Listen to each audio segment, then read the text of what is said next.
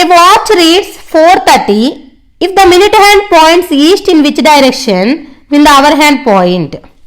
A watch reads 4:30. Watch 4:30 చూపిస్తుందంట.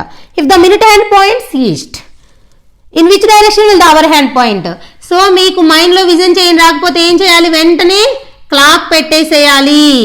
పెట్టేస్తే చాలా ఫాస్ట్గా ఆన్సర్ వచ్చేస్తుంది. ఓకేనా?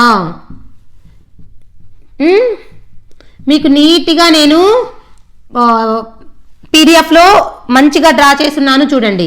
సో నేను ఇప్పుడు 4:30 పెట్టాలి అంటే మినిట్ హ్యాండ్ ఇక్కడ, అవర్ హ్యాండ్ ఎక్కడ?